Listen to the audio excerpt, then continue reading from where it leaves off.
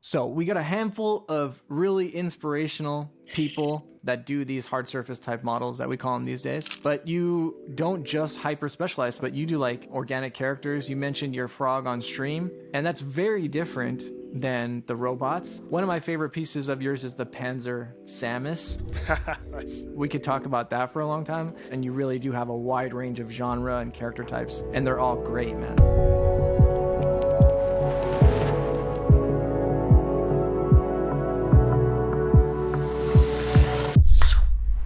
Hello and welcome to Pixel Peeping, the show where we take a closer look at some artwork from some of today's top digital artists. Today is my conversation with Marco Plouffe. Marco's been a legend in the industry in this space for a long time, not only creating awesome digital art, but active on the forums and open and sharing information along the way, like he is doing today.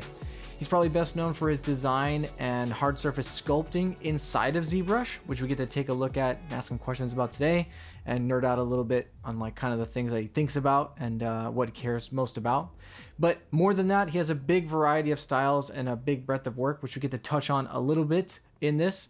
And also not only creating art, but he co-founded a company, Keos Masons, which has grown over the years to be a big outsourcing house, which has gone on to create characters for huge games like Valorant, the Arkham series, Callisto Protocol. And on top of all that, he designs and creates these elite collectibles, which we get to take a look at in detail at the end too. So super interesting guy. Awesome to talk to him. You know, a real power user of ZBrush, which he's gone on to turn into an empire. So really great to be able to talk to him and ask questions. Without further ado, here's my conversation with Marco Plouffe. Hello, Marco. Hey, thank you for doing this, dude. I appreciate it, man. Hey, it's my pleasure. It's really my Super pleasure. stoked to get a sneak peek here in your files. Before we jump into, I mean, it's obvious that you're one of the dope hard surface modelers in general and use ZBrush a lot. I'm always super fascinated with the people that are using the tools, especially ZBrush, because I use it so much. And then you're doing things that I don't know how you're doing it. So I definitely want to chat about that and see more of your process, which you've been awesome to share in a lot of different ways already. Could you talk to me a little bit about kind of your thoughts on the whole hard surface modeling thing? Like from the outside, it seems like something that you're most passionate about. Is it something that you still feel that way? Could you talk about maybe the early days and learning to get on the path that you're on with the workflows and the stuff that you make? I started playing with hard surface pretty early in my career, really just because it's the thing that I was the most interested by, just because of the thing that I loved doing or drawing when I was not doing 3D, right? Doing like robots and that sort of stuff. When I was younger, Mega Man characters, like they were my favorite. So I always had like this kind of like appreciation for like some sci-fi stuff. I am and always have been somebody that I consider like somewhat like versatile, even if it's just in my interests, right? So like I always love to do like a little bit of everything, but hard surface has always been, I didn't call it hard surface when I was a 12-year-old kid though, but like doing like robots and mechs or sci-fi stuff has always been something that's been really close to me. When I got the tools to do stuff in 3D, I thought it was maybe like the time to try to concentrate into like making it work, making it look good. The tool that I decided to use was ZBrush. Maybe more so at that time was kind of like counterintuitive to use ZBrush to do hard surface things. Like I've always been also like a person that I like to be really close of my craft, and I find that ZBrush has a kind of like a way to be really in relation with your sculpt just by using the pen, basically. Yeah. So the whole like organic approach, like I really love that approach. So I try to take that approach and make it work for hard surface stuff. And what's great is that I've met Cedric at that time. That was like before we started Keos, but like I was working with the guy. So like he introduced me to like this approach. He showed me like the work of other artists that was doing the same approach, like Furio. Tedeschi was actually one of our inspiration, and that's before like he was a friend of ours and everything. It seemed that like we were pretty much at the beginning of this kind of like new approach for art surface and everything, and ZBrush kind of like followed and created a few tools that were making it even like more possible to get something like real clean, even if it's kind of like an organic software. let's say. It just got better, and at some point, like, I felt like I had all the tool necessary to basically just use 100% ZBrush to do my thing. So I kind of like created my style around those tools and everything. So it all goes like hand in hand in the end. Yeah, so I wanted to kind of ask that, or because I would assume that it's true of everything, but the tool kind of influences, especially because you're using that tool for so long.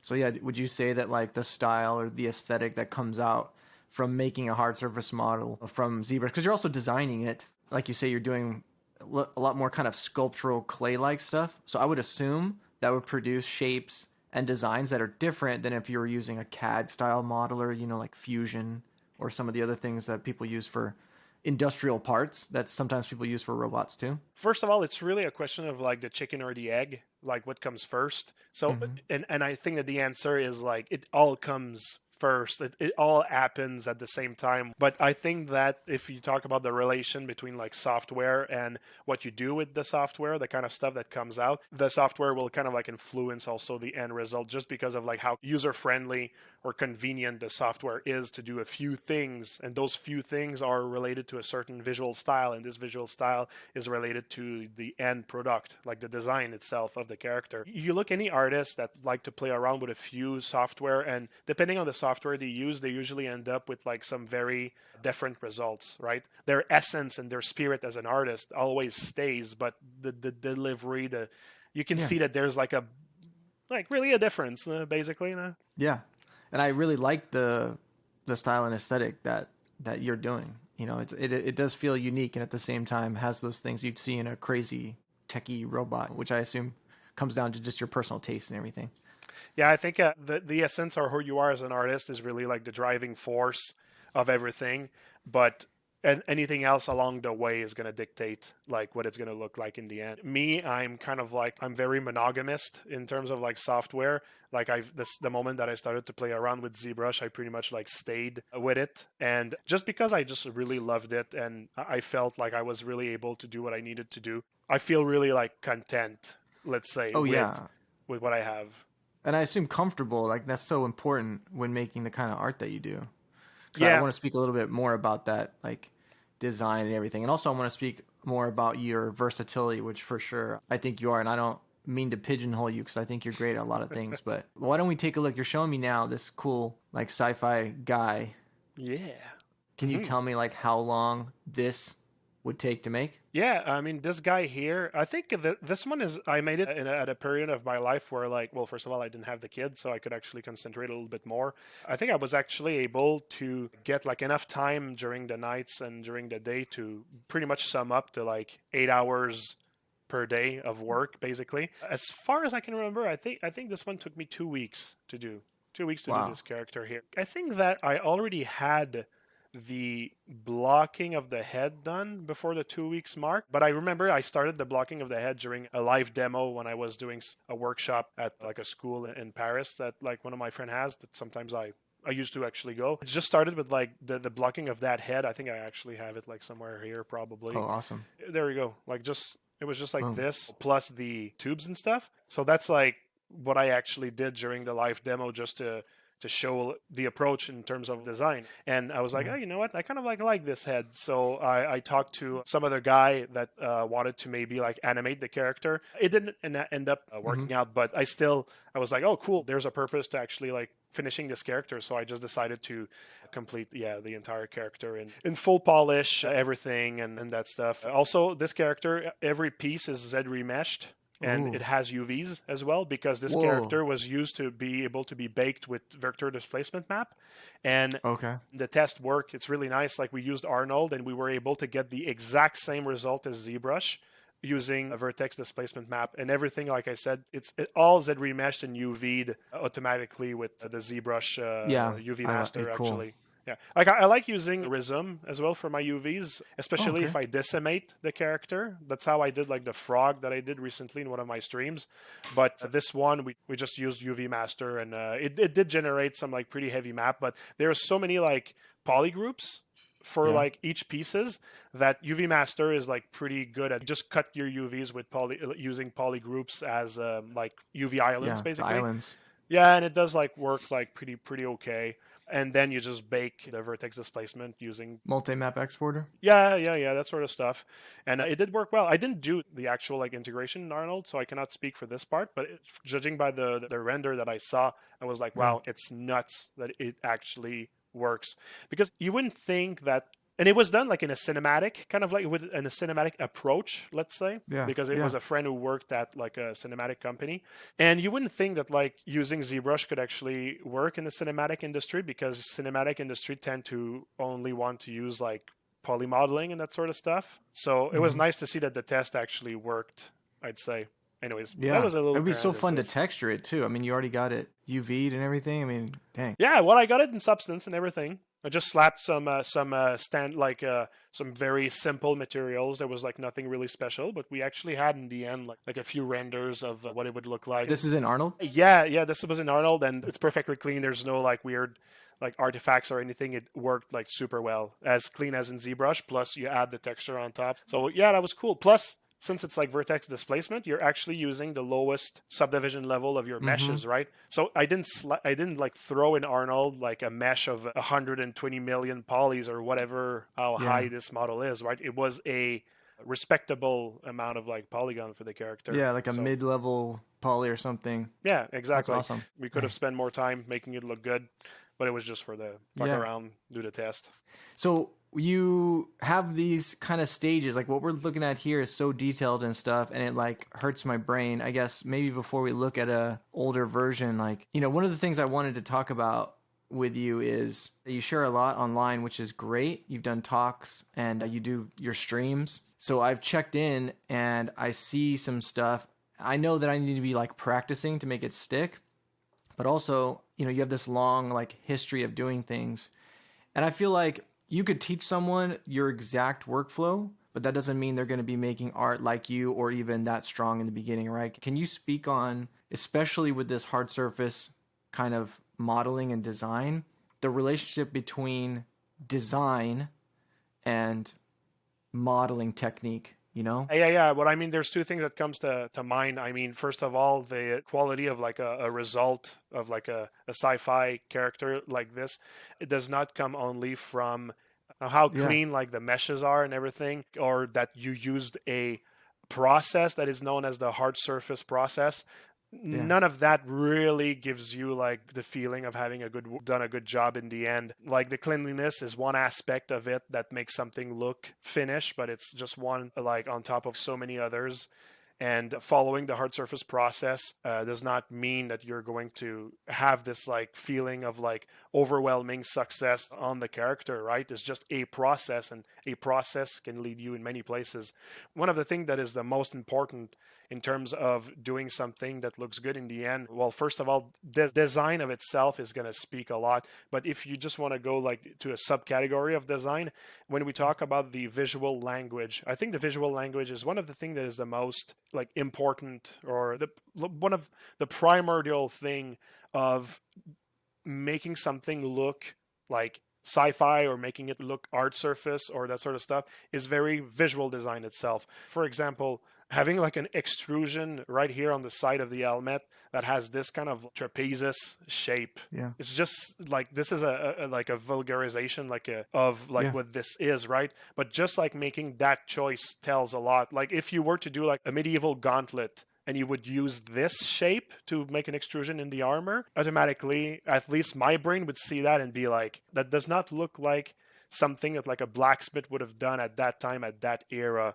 Like it's a choice that actually tells a lot. And this thing is everywhere on the model. There's like this sensibility to like the shapes and all of that stuff, that choice. And this is really just to talk about like a shape that was chosen that actually gives the impression that it's sci-fi. And then you have so many types of sci-fi. Like you want to do something like Warhammer style. Well, maybe that like using diagonal lines is not something you're going to want to do so much with Warhammer, because Warhammer is so bulky and rigid and square that the moment that you have like too much diagonals, you're getting too dynamic, you're getting too like cyberpunk, and it's like, well, there you go, you had two types of sci-fi and none of them look the same. So there's this like kind of like sensibility of making the right choices on every aspect of your character, the shape of the meshes, the shape of the like mid-level extrusions or whatever, the choice of the alphas. Look, even when I make a cavity on my model, right now I'm using my mouse, I'm not using my pen, but just using this cavity or this cavity, like there's a difference in my head, because this one kind of has a fall off and then has like a hard pinch. Yeah, exactly. Whereas like this one has two hard, let's call it like bevels. Well, it bevels basically. So it's kind of like a 90, not 90 degree, but like a 45-degree angle on both sides. They have a difference. They make a difference in your choice in the end. So it's just to say that the rabbit hole goes like pretty deep in terms of making choices. And it's really just understanding those choices, testing them out, feeling them, looking at your model once it's complete, because for crying out loud, please finish your models, people. Like so many people, they just don't want to finish it because it's not like too much perfect. They hesitate and stuff. Let me tell you, just like, even if like your heart's not really into it in the end, just like finish it and look at it and observe what you could do better and observe other people's work and try again. And that's how you get. That brings up something that I want to ask then, just about finishing then. And I'm trying to remember to ask about the design stuff some more, because this is great. I love seeing that you're going down to the line detail. I would expect nothing less. It makes sense that you even obsess over like the different kinds of panel lines. But just to go back on that section too, like there's these little, it's all over, but there's these little like manufacturing marks and like insets, alphas, I guess, for lack of a better term, but like these pill shapes and stuff. One of the big ongoing quests and questions, the evergreen questions in art is, when is it finished? Because it's like never really finished. You have to make that call, or you run out of time, or there's some, you have to end it manually. There's not a done thing. Now for me, when I see hard surface, again, it's such an exercise in abstract things and in fundamental things that for me, even though it's already difficult to call something done, it would be so difficult for me. So I would love to hear you speak on like how you, like these two pill shapes on the screen, you could have not added those, but there's a time where you're adding these, and at some point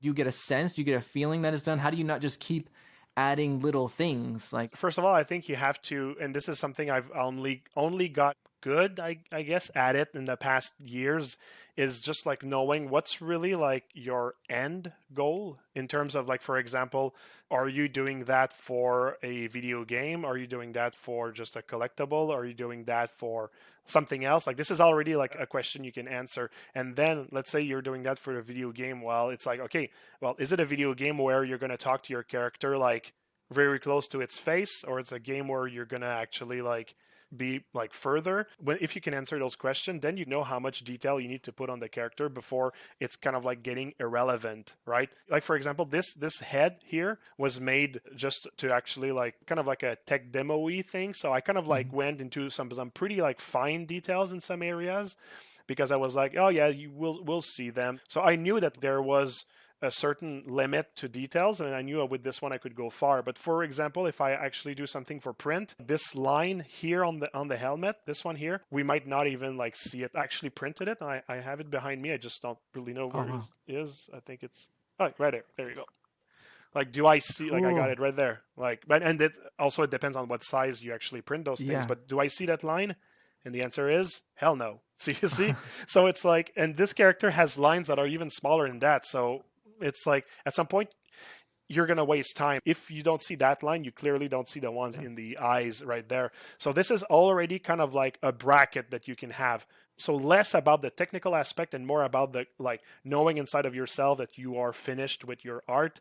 I'd say that, first of all, you have the first part that I said that kind of guide you in terms of like the frequency of detail, but in terms of like saying that like in terms of design, you're not missing something. This is like, I'd say this is kind of like a hard one.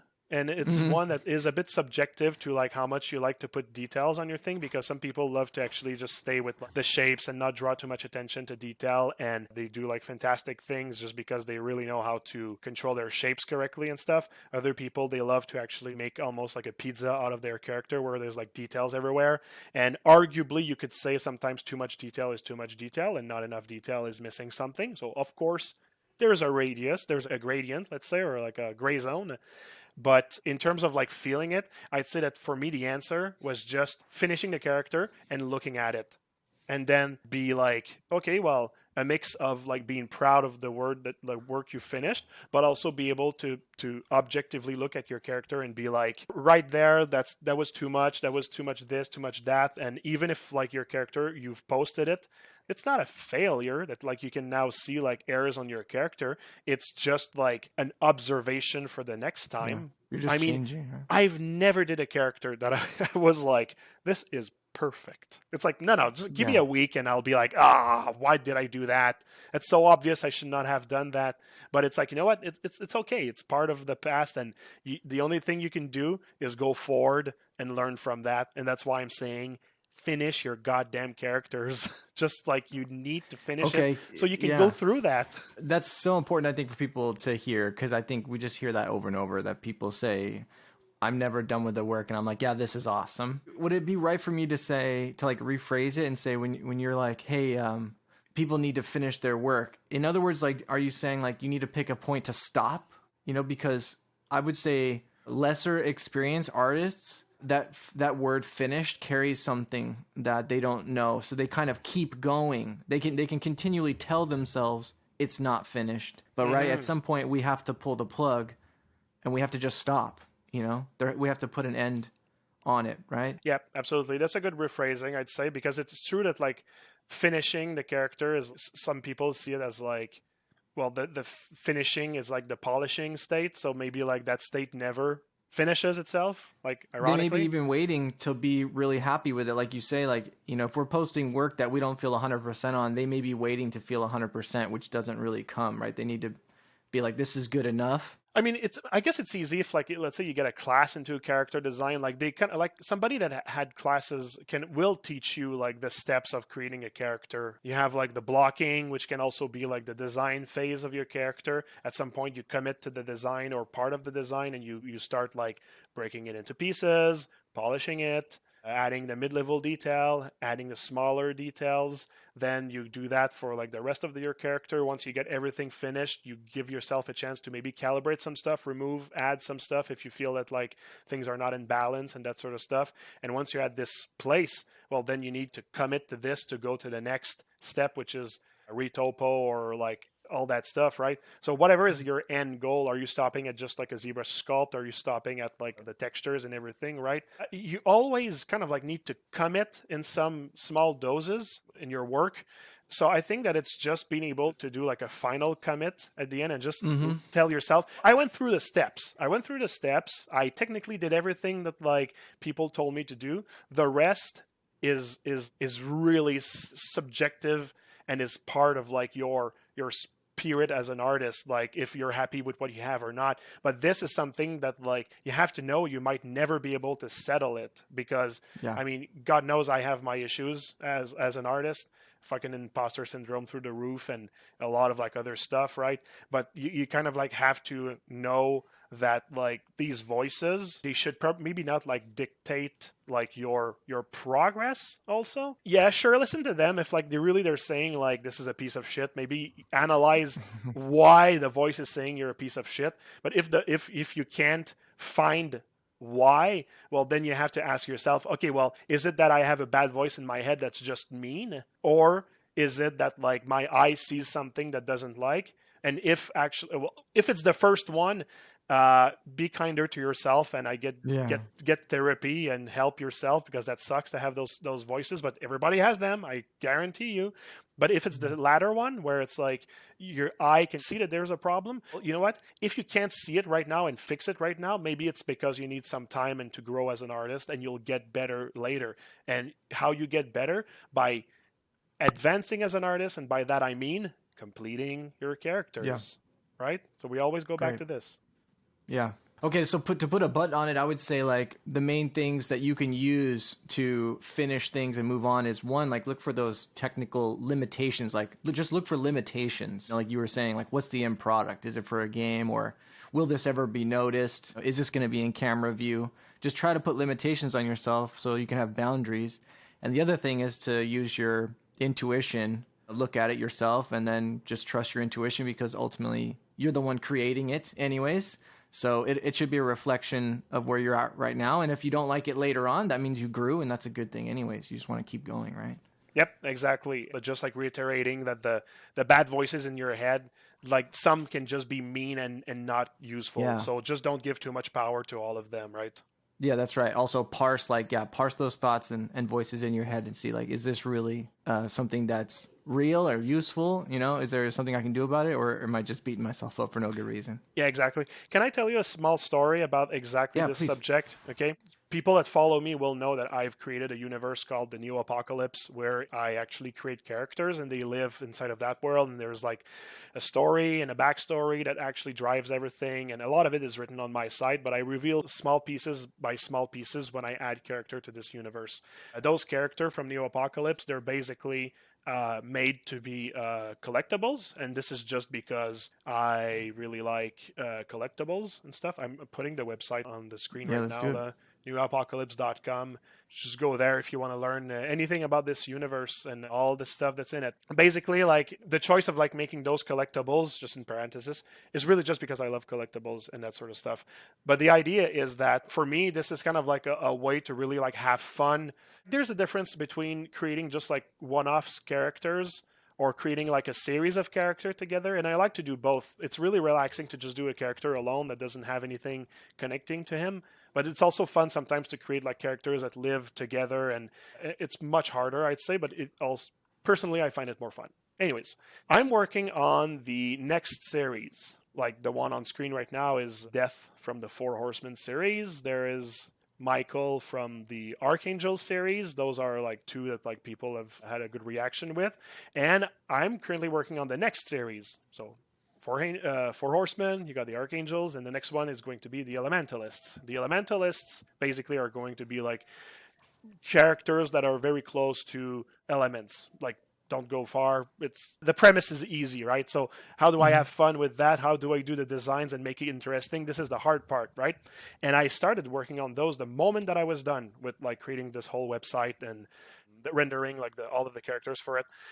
That I started in summer. I was so inspired. I already had a mood board of like all the groups of the character of the world. Like I said, I wrote a lot, but it was time to like really define like what they look like, do like thumbnails, figure out like where I wanted to go. Anyways, and I was like super motivated. And I made all my research like I do usually. I did my thumbnails. I found ideas. I found stuff that I found inspiring. I found like the core idea that would bind them all together, which is a big one. And I was like, okay, well, let's go. I'm good. I'm good. Let's do it. I did some sketches, and then I was like, okay, I'm ready to go in ZBrush. Sometimes I just go right away in ZBrush, but for big projects like this, I just wanted to do a little bit of research first. I got in ZBrush, and I think it took me a week, and I started to have like a major depression. Like Oh, I was like, that's not working at all. That's not working at all. Like, and I revisited the design, and then I started to like hate them, and I was like, oh my god, like no, this is like there's nothing good. Like this is not good. I think I need to like almost start over or like even stop. Like I got pretty like depressed, like because I had so much hope and I had so much fun with it, and instantly yeah. like I had a feeling it was not working out. In retrospective, what I can say is that it was probably a burnout, I'd say, which is not my point. It's just a parenthesis. Like, I think I burnt out, and it's really hard for me to define like a burnout when I do what I love, because it's like Yeah. I love doing that, but it's like, well, you can still burn out, and it's just and the burnout. It's not going to be like fuck that thing. I hate it. If you were like I don't know like working at the government and you hated your job, it's really easy to be verbal about how much you hate it and you just don't want to do it anymore. When it's the thing you love, it's so hard to say, I hate it, I don't want to do it ever again. It's like, no, that's not true. I want to do it for the rest of my life. But what's that feeling inside, right? And I think it Yeah. was actually burnout that led to like a depression.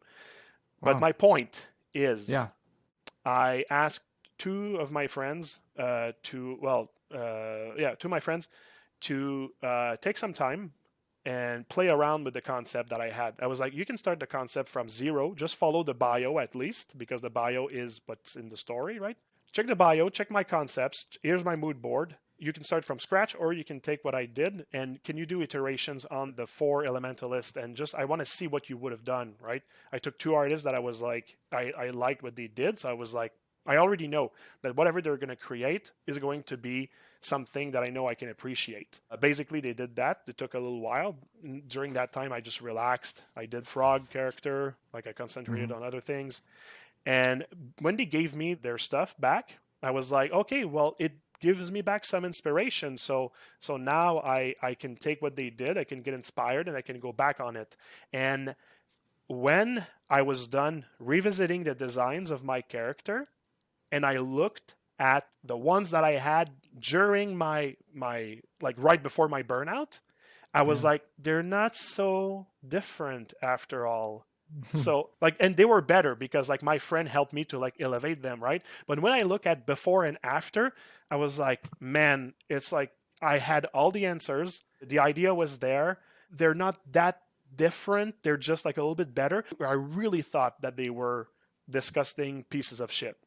And I'm like, well, if they were really disgusting pieces of shit, why didn't I take a different design that one of my friends did? It's because in reality, it was not that bad. It was just, I guess I was not like in a place to really appreciate it. Your state of mind kind of dictated or influenced like how you were able to make art and how you were even kind of viewing your own art, right? Yes, exactly. And the answer was that, yes, I was off and I was too burned out to find the right way. Like, okay, fine. But it's not what happened. I looked at everything that they did. I looked at what I did. I mixed everything together. And what came out is something that was not that different from what I did, was just elevated. And it was like in a better place. So I was like, man, okay.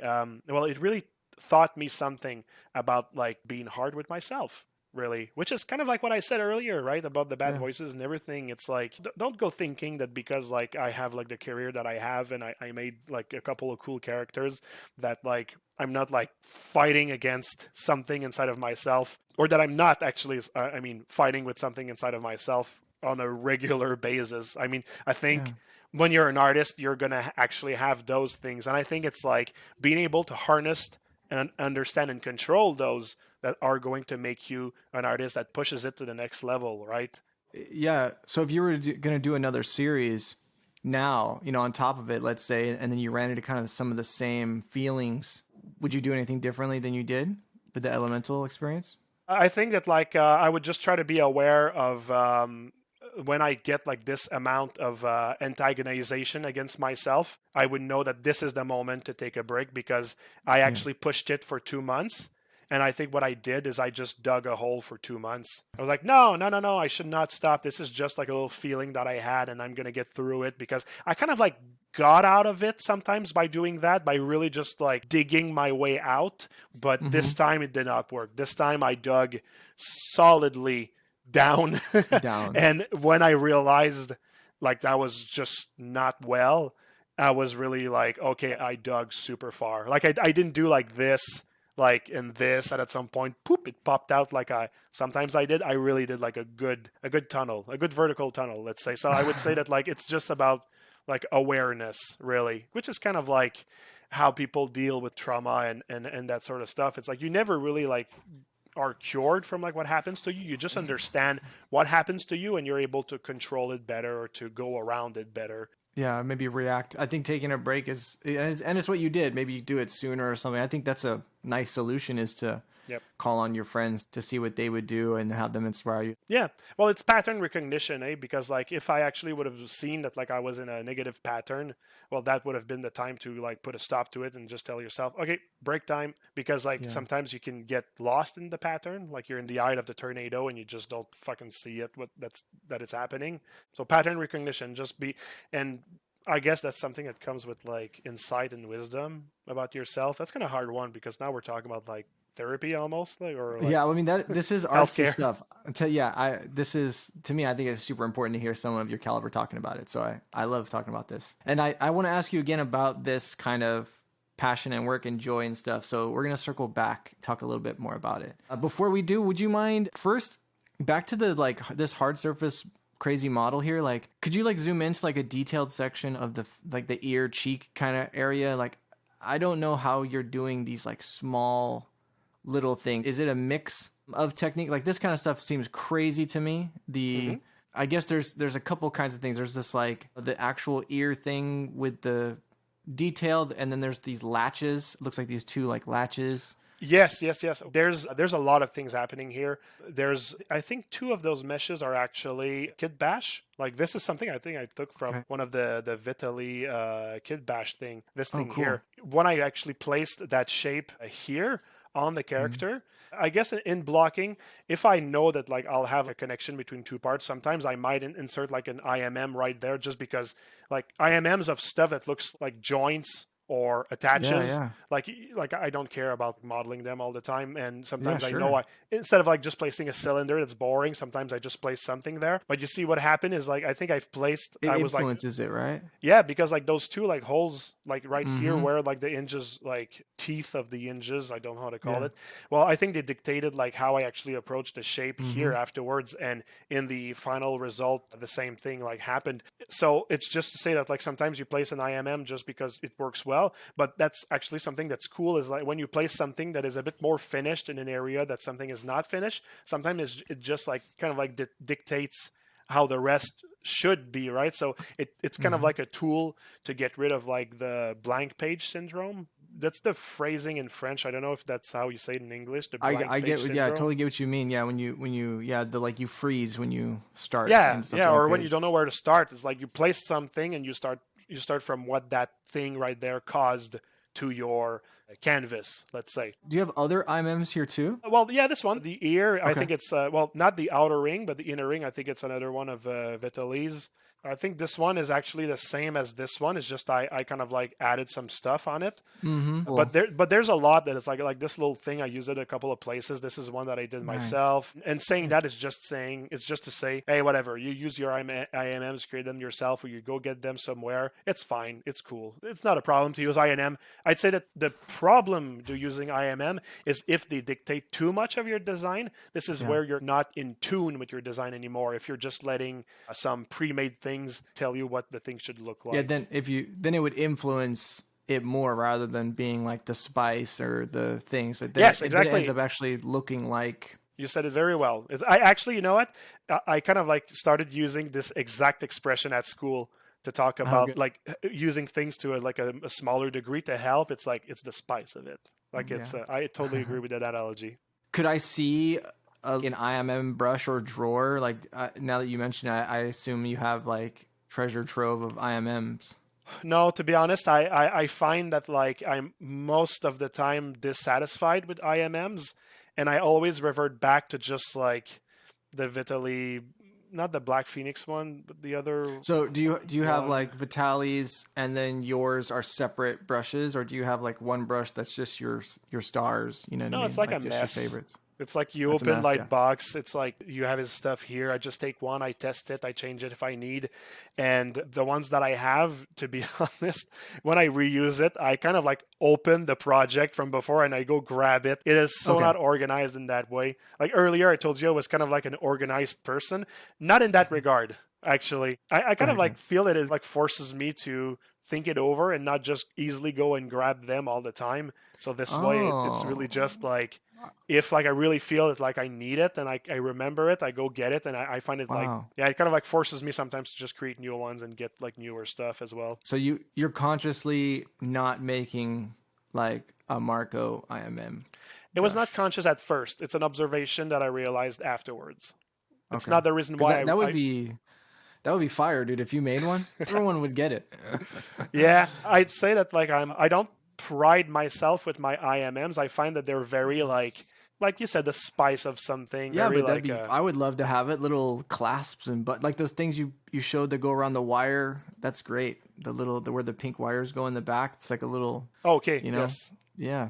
That's awesome. Yeah. Okay, there you go. Yeah. Yeah. To be honest, stuff like that, I think I have like 7, and I dragged them like for 5 years now. They're just never really noticeable. They're really just like in between stuff, so you don't really notice it, but they're there to actually just be like noisy and procure like this feeling of like functionality. But at the end of the day, it's when you look at it from afar, they're more than secondary. I'd say like tertiary or. Oh yeah, definitely.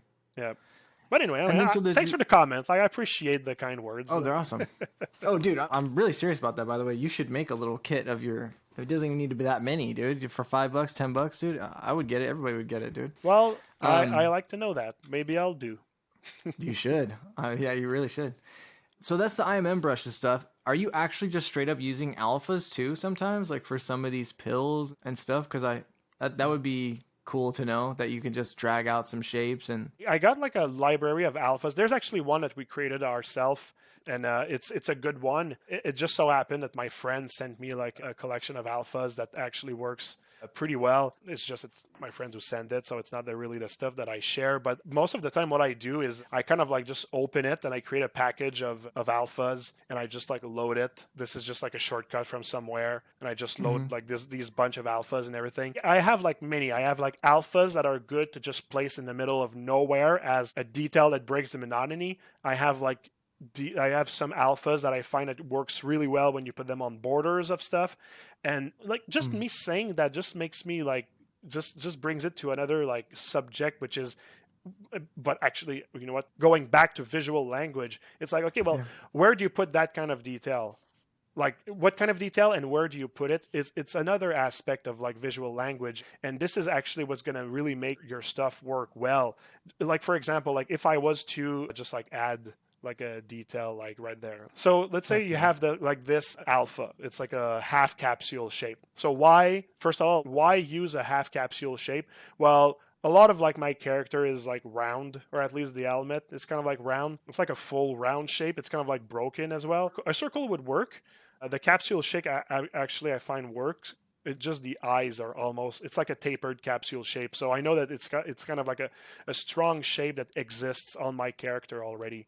So half capsule will work. And where to put it now? Well, since it's kind of like a broken, probably that what I can do is I can just actually try to marry the straight line right there of the capsule with the straight line of this design, of this like bevel right here. And so the reason why I would not do like the opposite, for example, it's like because of that. It's like, okay, well, I find that there's like less harmony. Like for example, here it feels that there's like this line and this line that are like fighting against each other. Like the negative space right there for me is kind of like awkward, I find. And whereas if I actually put it right there, I find it like just because of the harmony of like those two lines together and the roundness of this, and there's like round things all around it, I find that it's just like it marries itself correctly. It's much better in my opinion. Now, if I look at it from You made the afar, helmet better. yeah, now that I look at it like this, I'm like, okay, well, there's already a detail here. It's kind of like stealing the spotlight of this detail. It's starting to make it like convoluted in this area. And also, it looks like small dog eyebrows, I find right now. And I find that this character should look expressionless. Like he's like an automaton, basically. Like he does not. I love this. This is exactly what I wanted. This is exactly what I wanted to hear. So like you already touched on a couple different kind of, what would you say, schools of design or philosophy, but they're coming from different places. So the one thing that I was kind of thinking about before when you talked about visual language and like using that shape, that like smooth transition shape, the like box trapezoid shape, that gives you the feeling of the sense that it was manufactured, you know, using like a technology that comes of an age, like that it's vacuum formed or that it's 3D printed or whatever. I think when you're doing the hard surface design, you're going through all these different hats. One is like the impression of purpose. If something feels like it has no purpose, then it's like, why is this here? This is not helping me. You know, you're creating these illusions of something that was manufactured, something that fits together, that things have a purpose. But they don't really have a purpose, but you're trying to imbue that. And then separate from that are these fundamental things, these really core design principles we talked about, like tangents and like harmony and stuff. That's what's so fascinating about good hard surface design, in my opinion, is this balance of different things, of like understanding enough about manufacturing to fake it, to make someone feel like, wow, this is a real thing. And at the same time, these big things, these like compositions and balance and harmony, which are like very elusive design, like highbrow terms that I think come with experience and personal taste and stuff. Yeah, I think that and be able to really get a grasp on those, I think you need to either like go to school in design or check a few like tutorials of people that actually were able to put like words to this kind of like theory. And I mean, it exists. Like there's like people that made some pretty cool tutorial. I'll just like plug. There's Alex Sinical. Well, he does a lot of things, right? I think he's more known for like his guns and stuff. But like he made a tutorial that actually explains a lot of like theory that I knew and some that I didn't knew. But the one that I knew, he actually found like a way to express them, and I was like, oh my god, yes, this is exactly what happens in my head, but like put it into words, right? Thank you for Awesome. like make sense of like that. And I was actually like, it made me, I find like a better teacher afterwards, because I was like, okay, well, this guy figured out how to explain it, and that was good. And I did learn like a few little things right there. So this is also just way of saying to people like, hey, just check tutorials all the time. You'll always learn a little something, and if you like it, integrate it in your stuff, and it's going to be good. And joining a school, sometimes you just get through like so many things, like just like learning like composition in terms of like the composition of a canvas. I use that when I do my characters. Like when I place a detail in a shape, I kind of like see the shape as a canvas, and I place a detail. I use this kind of like theory, either like subconsciously or not subconsciously. I use that theory just to place it, just framing things correctly. All of those things, you can learn so much from, like even stuff that looks like it's not of the same nature, like painting, composition. I mean, no, you're gonna learn something even if like it's in 3D or whatever, right?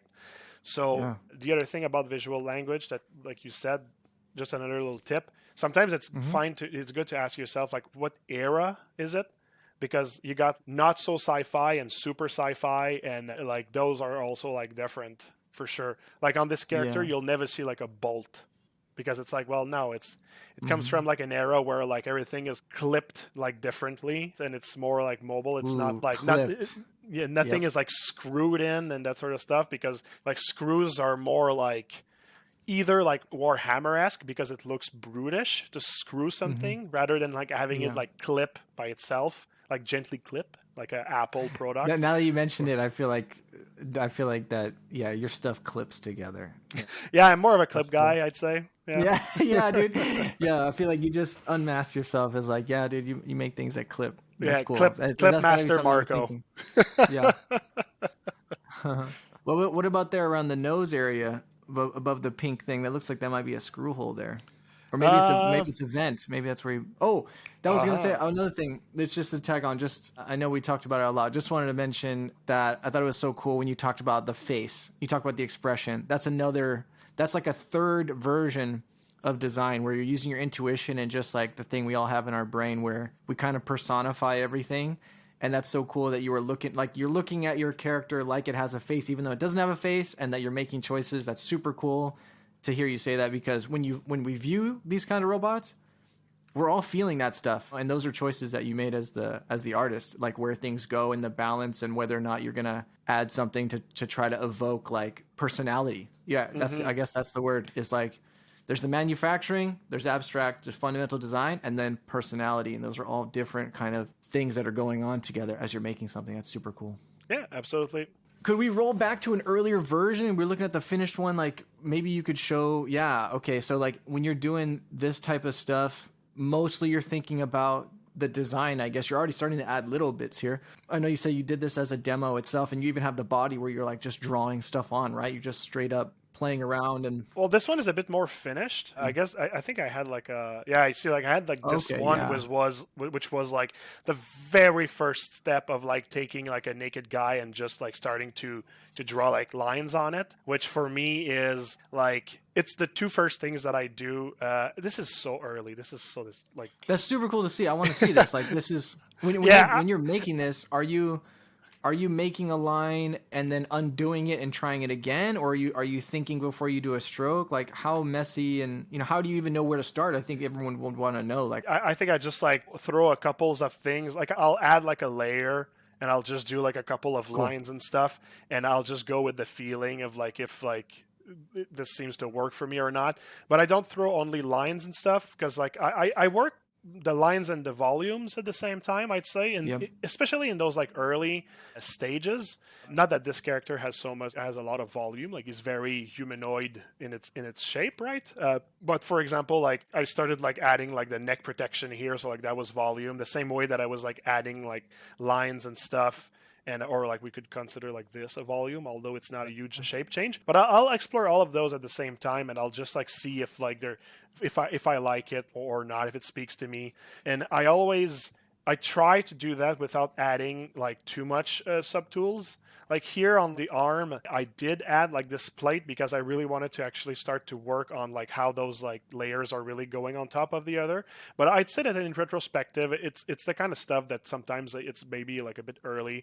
I prefer to really explore like the shapes and those simple lines like without adding too much subtool, just getting to somewhere that I feel that the shape is fun. And like I said, this is like so early. It is I just happened to have this file, so I was like, hey, let's open it.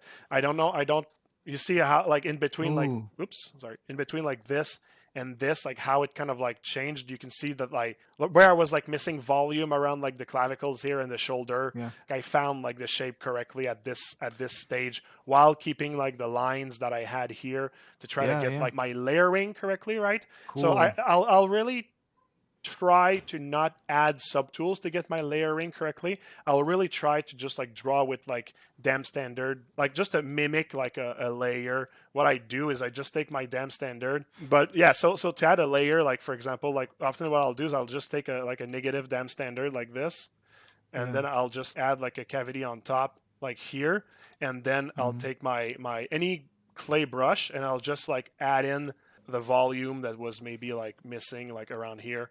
Then you smooth that, and then you created like an elevation in your shape like this. Right away, this can actually be interpreted, at least in your blocking stage, could be interpreted as like a layer over this layer. So this is pretty much like how I try to go by things, because I find that when you look at it from afar, it does the job, and I didn't waste time creating a new model and all that sort of stuff. So in this exploration stage, really useful, I'd say. And so that's something that later, once you're happy, then you'll go through the trouble of breaking them off and making actual layers of different meshes. Yeah, especially if they have like different materials or how like polished you want your work to be. I'll like split it into like another like material. Yeah, it's when you go from like I will say it's super important, because I know you're like, oh, this old one, like the delta between the first one and the second one is not that big. And then the delta is even smaller on the next one, and that's what you'd want to see. But like honestly, they're obviously strongly related. The first early version and the last version, it's for me, it's really cool to see very quickly you got to the overall primary shapes and the silhouette. You're making like 5 to 10% changes on the silhouettes and stuff.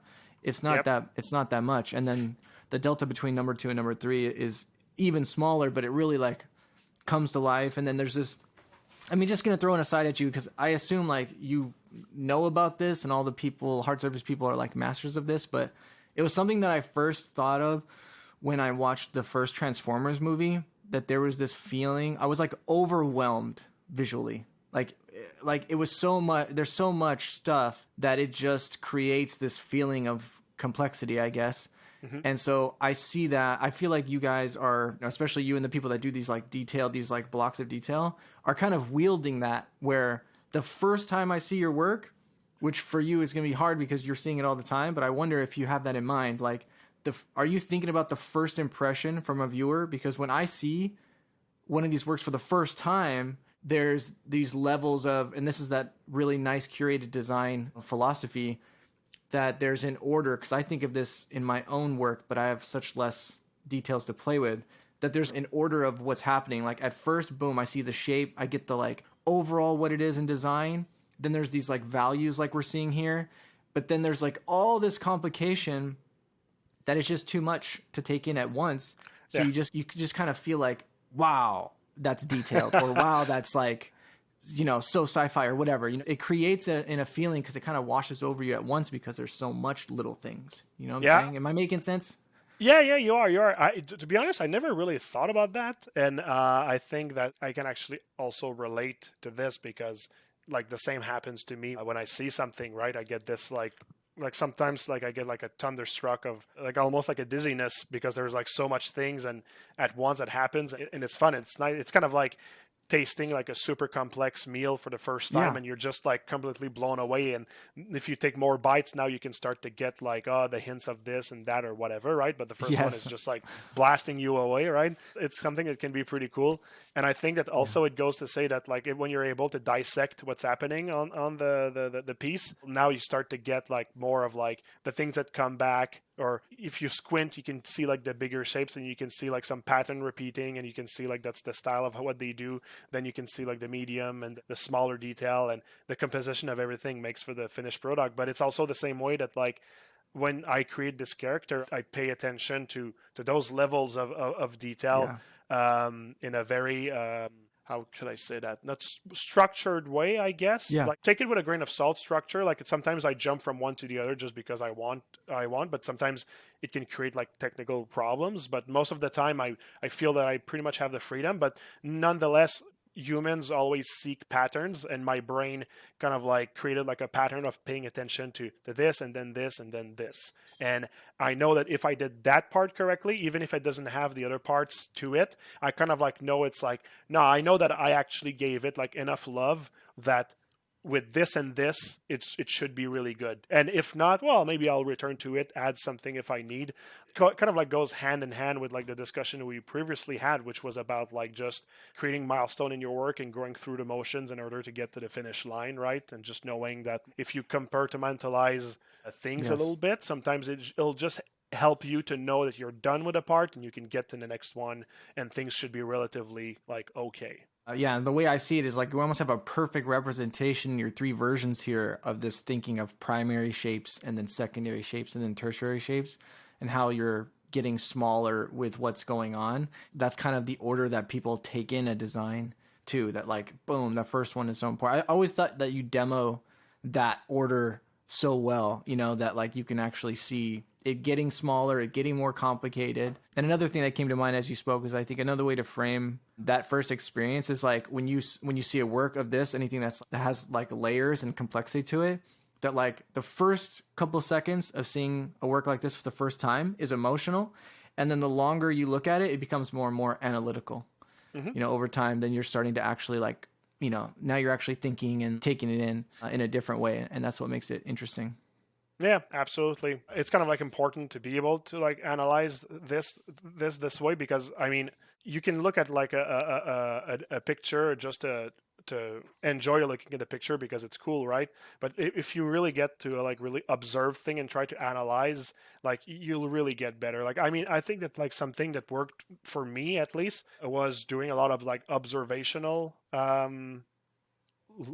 observational observation. I don't know how to say that. Like analytical observation, I guess. When I went to museums and stuff, like even like abstract art, like I love to actually just like get lost in a painting and just really look at it and let just my brain see things and understand things and whatever, and just letting it do that exercise and really looking at it, I found like helped me to observe something and understand things and whatever, and just letting it do that exercise and really looking at it. I know that it worked because if I compare myself to other people, I really notice that I have a better photographic memory than like other people, and I don't Hmm. think that it necessarily, at least only comes from like genetics, or and when I was a kid, I think I kind of like practiced it because I know for a fact that it's doable, because like I nobody in my family does music, and I decided to play music. And I know that music does not come as natural to me as art, but I've been able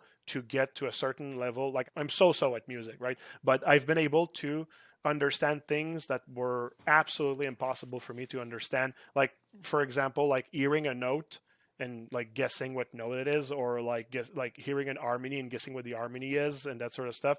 Like I did practice it to a point that like now when I actually like play guitar and sing, I'm like, hey, I think I can actually like do the harmonies of that thing. Like it makes sense in my head that I can do them, but there's nothing inside of me that's like base level a musician. Like it's all Mm-hmm. acquired basically. And I think the same goes with observational an analytical observation.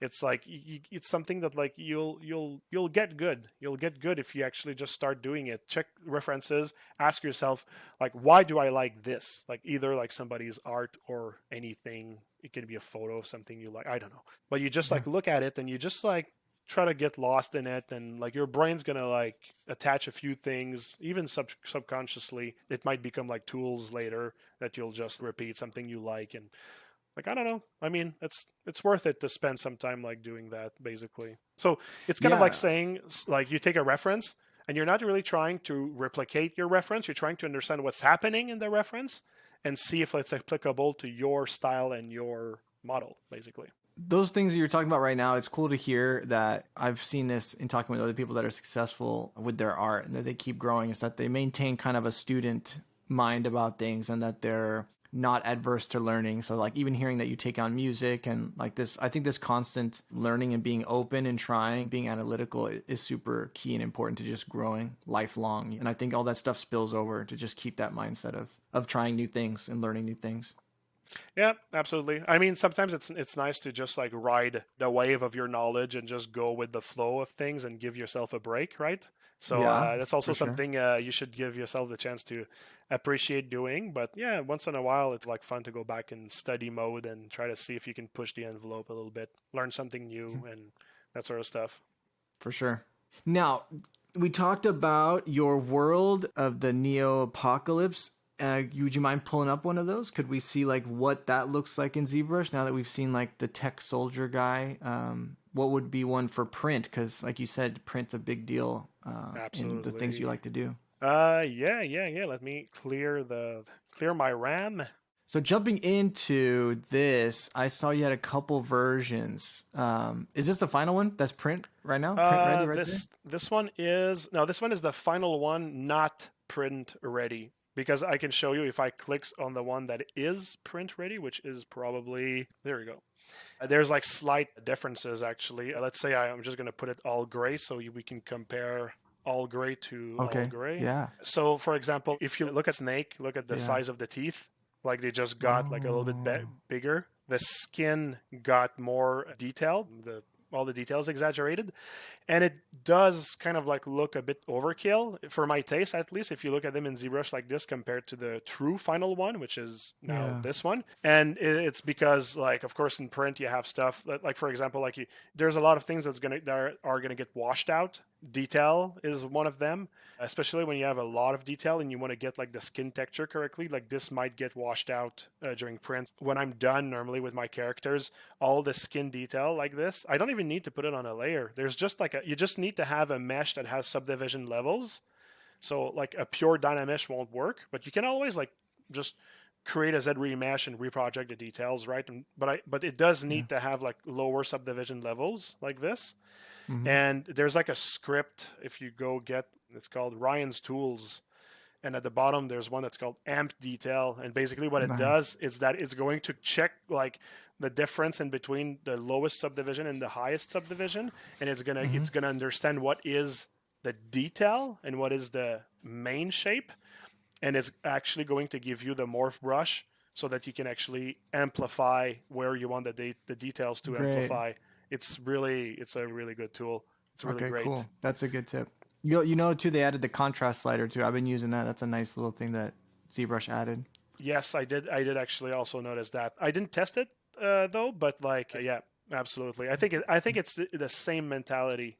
I I would think be so. I so. mean, the being able to morph where you want it is better, gives you more control. But in a pinch, anytime I need to amp something overall, yeah, the new contrast slider in the deformation tab is good. It's cool to see the difference. You know, like I would suspect that there's something going on that would be different, and yeah, to see it like really punched up, so that's over. It's like a lot because you're gonna lose a little bit of the edges, and things are gonna melt together, and Yeah, it I makes think also sense. something that's fun to say, an observation at least, it's that there's some choices you have to make like at the beginning. Like for example, like if you look at the details on the veil right there, like the size of Mm-hmm. the dots might actually be too big, like bigger than what I would have done if I was just to do like a something like akin to the character I just Sure. showed before, which was made for like close-ups and that sort of stuff. Like this character was never made for close-ups because I know the size at which it's going to be printed, and a lot of like things on this character is superficial. I actually put grain on the skin, but it's like I think I did that just for my render because I know that like the renders will see it even if the print doesn't see it. You kind of like have to be careful with that because a lot of things can be like useless. It's just I like to actually strike the balance in between making it look good for render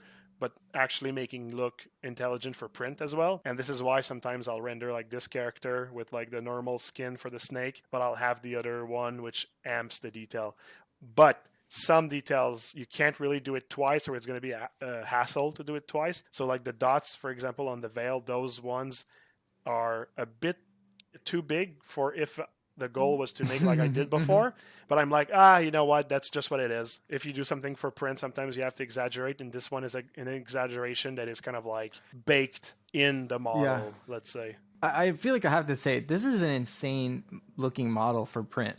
This is crazy. Is it actually like simple in terms of put together? Like, it looks bananas in terms of the details, but also like the undercuts and like the hood and the elbow piece freak me out. But I don't have that much experience with print. Like, are you at a place where you're not worried about it? Are you figuring it out later? Or it's just crazy to see something like this doesn't look like something made for print, just looking at it. Let me just say that my first character that I did for print, I had a lot of feedback when it came to making it printable. Because also, like, I rarely done the engineering for the print as well. I did it sometimes, but like I find it so boring that I always like negotiate it out of my contract. Still, even if you don't do the engineering, they're going to ask you to just like be a bit like sensitive to like a few points. When I do my characters now, I always like apply this like sensibility, or at least I'll do it in the final step. Some you cannot do in the final step, but some you do, like when I said the comparison between like this one and this one. If you just look at the plates, let's look at like this one here. So look at the thickness of the plate. Like this one is like less thick. This one is like much thicker. And you even have some that are like way thicker. And they even have like artifacts and stuff. But like since they're on at the back here, I know that they're going to get like washed out with like the print and everything. But this plate was completely inflated. Whereas like this one here is, oh wait, actually no, never mind. I already did the inflation on this one. But some need to be inflated even more, like exactly to make sure like the overhangs are not a problem and that sort of stuff. So there's always like a pass at the end where I will actually just boost the thicknesses a little bit. Even if I actually have the thickness still pretty good at the beginning, sometimes I just don't want it to look like it's ready for print for my renders, because sometimes it just is a little just too thick for my taste. And you don't notice it when it's printed, but for the renders, yeah, it would be kind of like bothering a little bit. Like after having done like, almost 40 models for print. Like I'd say that at this point, like I've kind of like heard most of the feedback come back, and now I just like apply them, and I think about them like ahead of time, especially when it comes to like what's really possible in terms of like gravity. The way of this rock is shaped is not an accident. It's like, well, I know that like you need to kind of like have like the thing somewhere here to get like the peg to hold like the body here, and that body on top of this body, make sure that the weight is correct, and like contact points with the floor and that sort of stuff.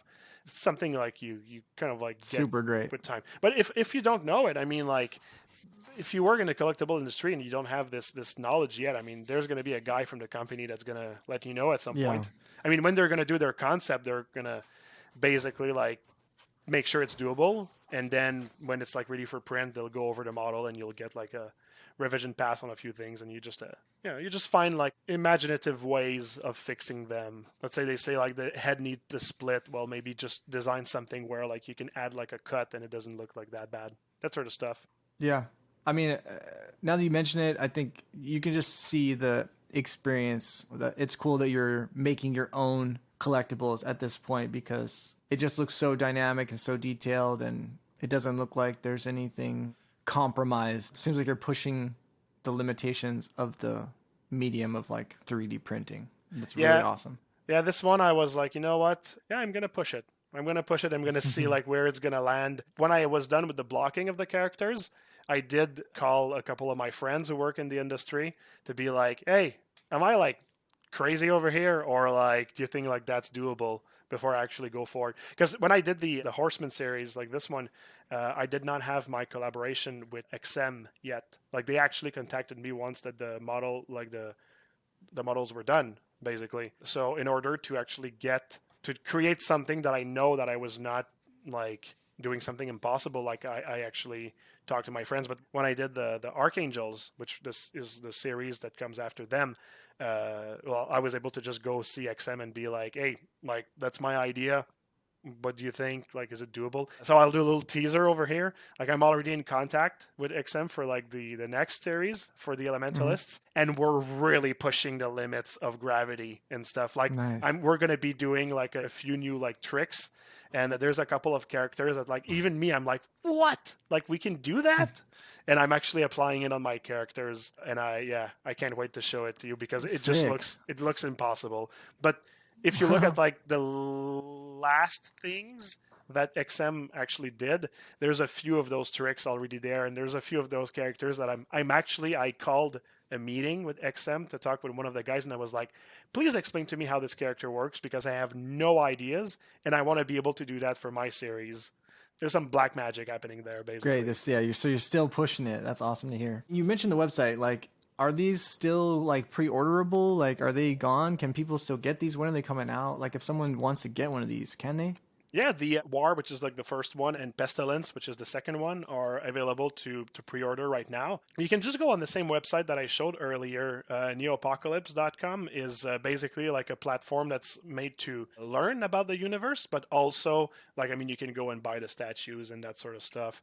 So if you want to learn, you just click on all of the nice little icons over there, and there's always going to be the publicity for XM website where you buy everything. And those are the two that are pre-orderable right now, if that's even a verb, that you can pre-order. So. The third one is coming very soon, actually, and I think that by around May we might actually have like the last one, Death, available for pre-order. So yeah, it's coming out. And then for the rest, well, I mean, we'll see. I guess we're just gonna make sure that the sales are going well, and it's something that we can repeat. And I'll be more than happy to continue on with that. But for me, like, it goes on anyway. Like I'm building that universe. This is my pet project basically, and it'll continue like nonetheless. Great. Well, that brings me to another thing I wanted to talk to you about. I think you're in a unique position from the artists I've spoke to before in that your passion, I mean, in general, you know, you have this, like you say, a wide range of passion and stuff, but like your strength of using ZBrush, utilizing it, doing design, making original characters, making hard surface models and collectibles. Like, you founded a company and it's been your career now. So you're like an owner of a company that does your passion. So I just assume that it comes with like this extra amount of stress and pressure. Your passion is also your business and it's supporting you and your family. Like, I mean, what's that like? How can you balance that stuff? And are you able to maintain joy and excitement? It seems like you can. And yeah, that's just something I'm interested about, because I think you are in this unique position where it's more than just for fun anymore. And even this, your passion project, is kind of growing into an enterprise in itself. Are you able to maintain the kind of lightheartedness and playfulness and joy that you want to, or does it feel like work a lot of the time?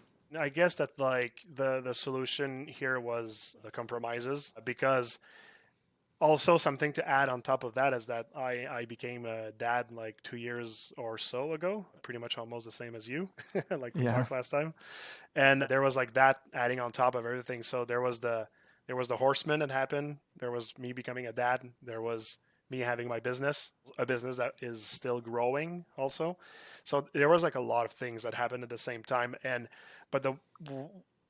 dealt with it. I dealt with it in a way that like I knew that I was able to provide for it. So as much as my family, as my company, as my this project, or just me as an artist, right? Oh, we also forgot I started to stream at the same time as well. I added that on top. Like, but you see, like the stream, the stream. I was like, okay, you know what? It's 2 hours per week. That's it. And that's what I'm doing. And it's going to take the time it's going to take. I'm just doing it because I don't have really the time anymore to make like tutorials and stuff. Like they're really hard, like long to do. And I was like, you know what? I'll just go live and work on something 2 hours per week. And that's the only thing I'm giving myself. And I'm giving myself permission to not be there a week if it's really bad, if I'm sick, or if something is happening at work.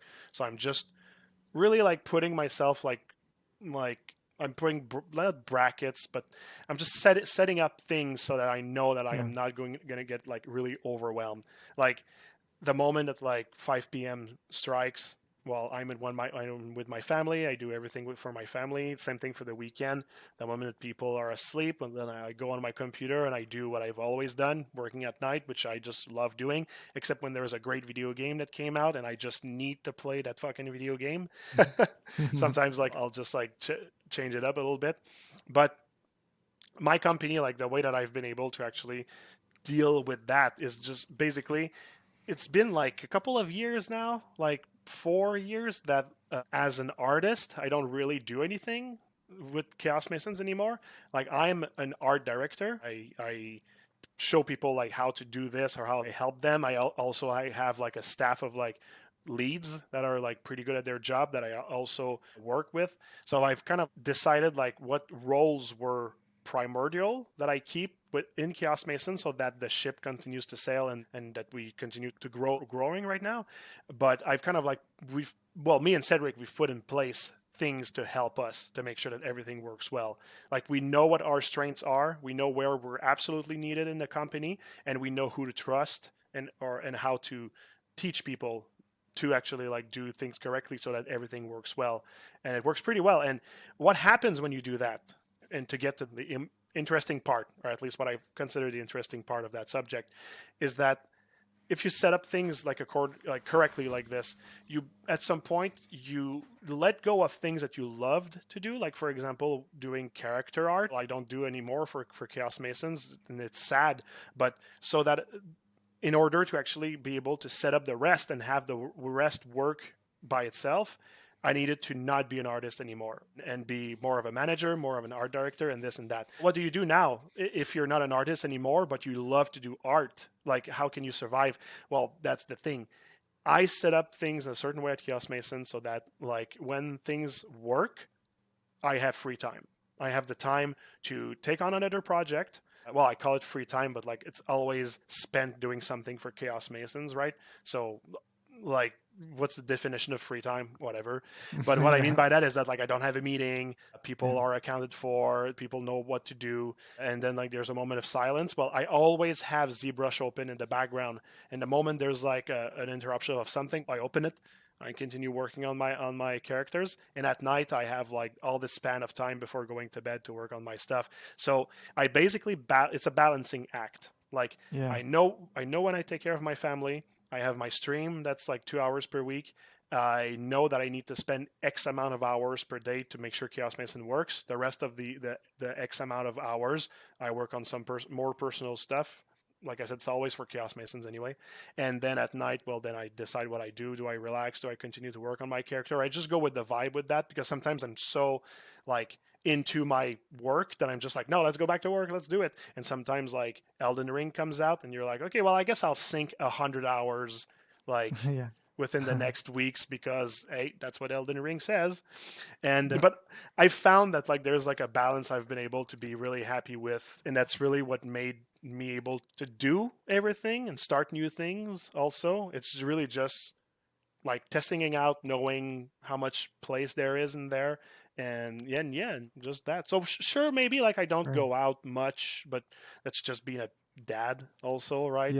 I don't know for you, but like for me, I don't see my friends as much, but it's nice, it's fine, I'm happy with that situation. But I end up having like enough time to do like all of this stuff that are at the end of the day really truly important for me. And the stuff that's more secondary, well, it becomes a bit more rare, but I still do it because it's nice and it happens once in a while. And I don't know, I feel right with that. That's great, man. Yeah, that really feels like that's kind of important, and that takes time in itself. It sounds like you know what's important to you, and that you've over time now got to this like balance of being able to arrange your life in a way where you get to spend hopefully most of your time on the things that are important to you. And then you've offloaded, and you've had like with the business, being able to grow it to like get other people to help and as you say, like do the things that make the biggest impact, but then be able to spend time with your family, play video games. So that's cool to hear that you struck a balance. Like, I feel like it could have easily been that your neck's barely above water all the time, with juggling all that stuff. So it's cool to hear that you're making it work. I'm too much of an anxious person to be in that situation. Sometimes I watch shows like, let's say, like let's take Breaking Bad, for example. Mhm. I watched that show and I'm like, I would have died and that at the end of the first, like somewhere in between the first and the second season, I would have just died of stress or just like go cry under my bed instead of like going forward with like whatever plot there is. So I know that about myself, and that's how I've been able to cope with that. Is like if like you're somebody that's like anxious easily, well, you need to make sure that like all the decisions you take and the way that you set up things are going to be in a way that like if shit goes down, you created yourself enough buffer so that you're kind of like comfortable with like what you get, right? So I don't believe in like overwhelming yourself. At least like don't try to do it too much if you're the same personality as me, or if you're an absolute maniac and can take it. I say Godspeed, go for it. But if Yeah. you're like me, yeah, you just need to be like kind of like smart. And I did my mistakes. Let's just say that I took on a few projects that I should not have taken in my past that like taught me a lot. And by the way, I nailed them also. But when I came out of them, I was like, yeah, no more of that. No more of that. Yeah. That was good enough. Like just like this is like not a there's nothing secret in there, but anymore at least. So Gotham Knight came out recently, and this is a game we did like a lot of characters for, and we're super proud of the work we did. There's a lot of characters, and I found that there's a lot of design that are pretty cool in that game, and we sank like so many weeks and months of work into that project. But before the project got completely greenlit, we actually participated into its vertical slice, and they asked us, they told us like what's the scope of the vertical slice. I think it was like 15 characters that needed to be done in three Wow. months. Wow. 15 character in 3 months. And I kind of like did the math. I look at like our resources and I was like, you know what? Yeah, I'll do it. And in the middle of that 3 months, I was like, this is the most stupid thing I did in my life. It like a couple of things kind of like backfired, and I needed to do like a lot of the work myself, and like I didn't really sleep for like three months. It was like pretty bad. And Wow. when it ended, I was like, it ended really well. Like we were able to complete everything, and mostly everything was done like exactly the way they needed. So we were able to do it. But at the end, I was like, it was hell. It was like hell for 3 months, and like I did get a lot from that in terms of like learning, but also I mean it was a huge contract, so it was really great. But and also we got to work on so many characters when the real production started. But yeah, it really tested my limit, and now I know better, and you just need to be smart and not repeat mistakes, I guess. Yeah. Yeah.